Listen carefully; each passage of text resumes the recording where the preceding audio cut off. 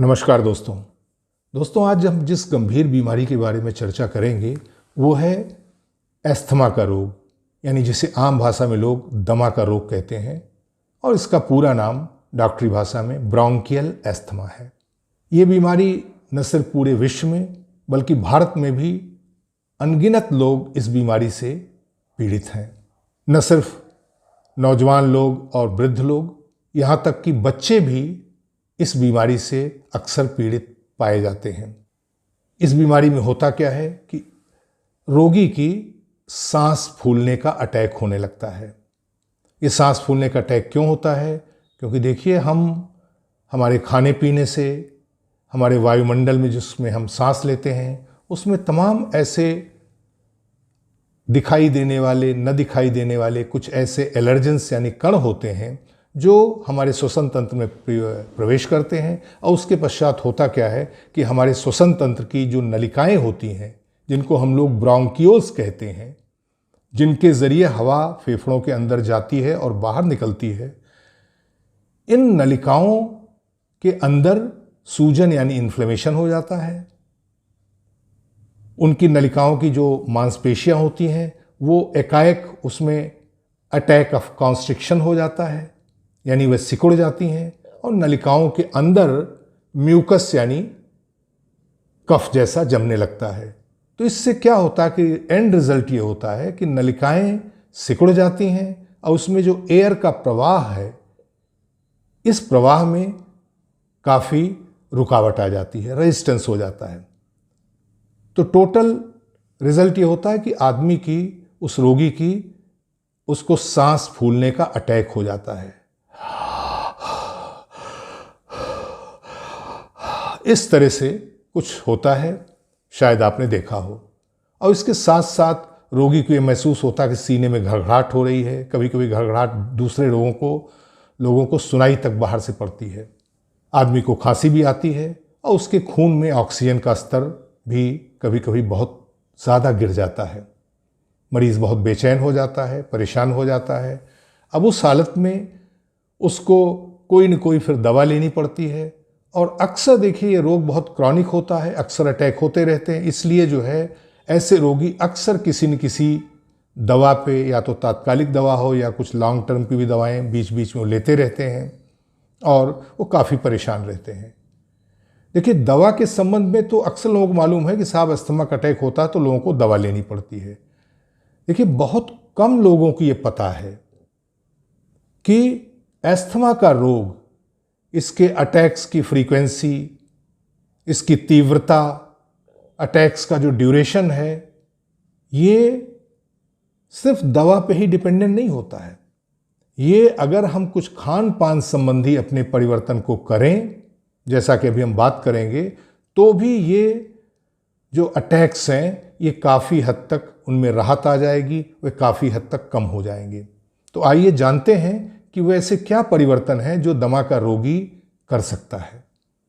देखिए, नंबर 1 तो यह है कि हमको अपने खाने में हरी पत्तेदार सब्जियों का और फलों का प्रयोग बढ़ाना होगा। स्टडीज़ में ये स्टडीज़ दी गई हैं।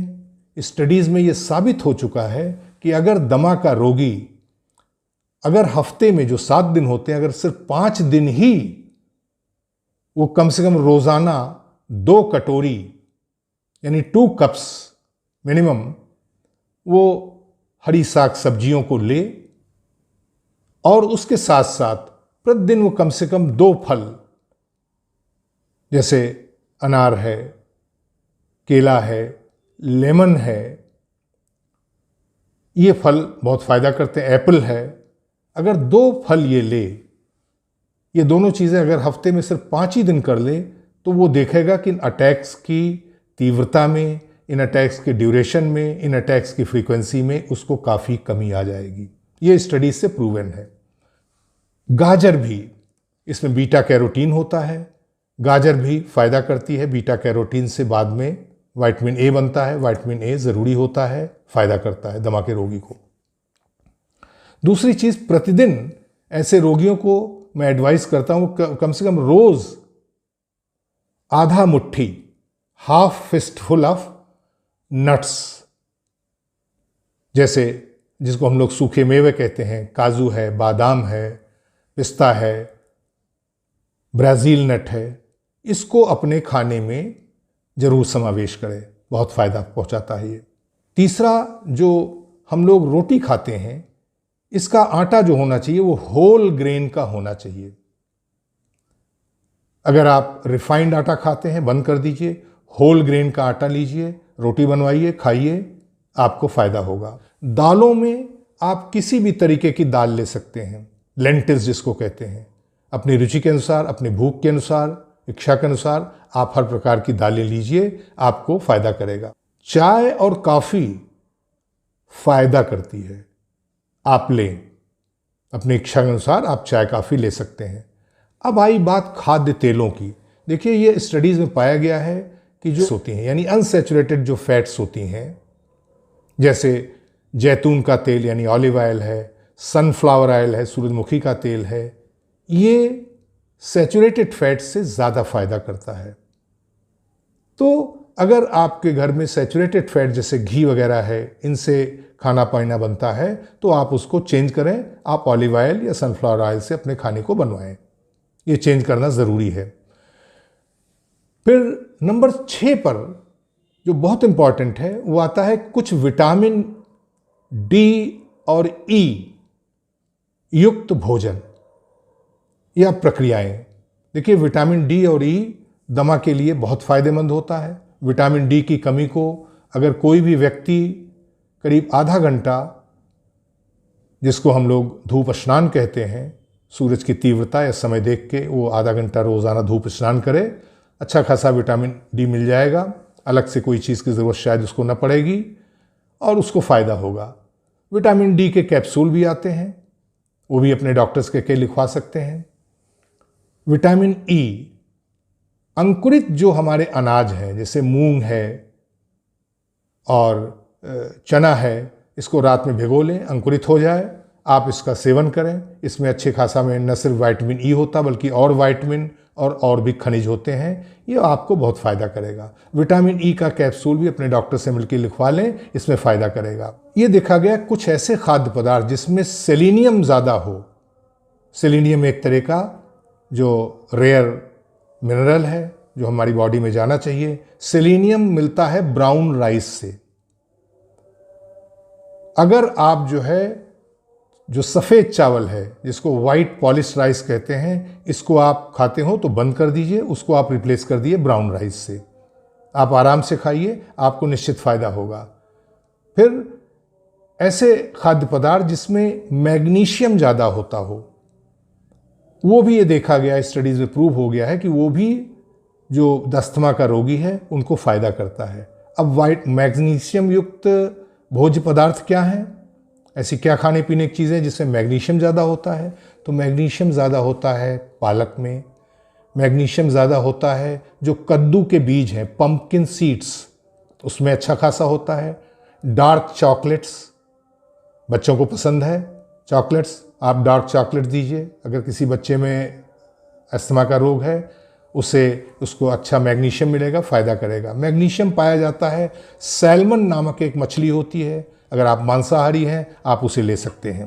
देखिए दोस्तों, सिर्फ खाने पीने की ही बात नहीं है, कुछ और भी प्रयत्न आपके दमा के रोगी को करने पड़ते हैं, अपने लाइफस्टाइल में चेंज करना पड़ता है। एक तो ये देखा गया, स्टडीज़ ने प्रूव किया हुआ कि अगर किसी का वज़न बढ़ा हुआ है तो अगर वो अपने वज़न को कम करता है तो दमा के रोगी को काफ़ी कुछ फ़ायदा होता है।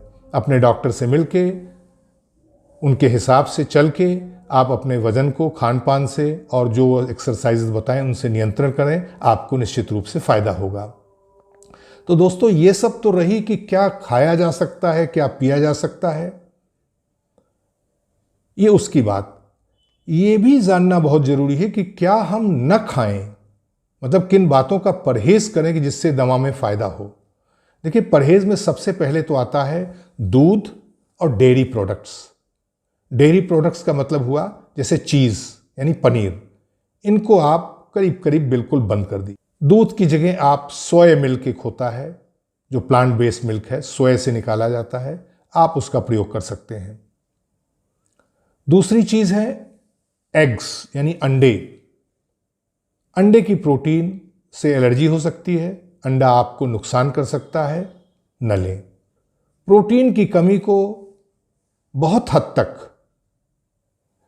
आपको सोयाबीन से आप इसको पूरा कर सकते हैं। सोयाबीन बहुत अच्छी प्रोटीन होती है, आप इसको लीजिए, खाने में आपको फ़ायदा करेगी।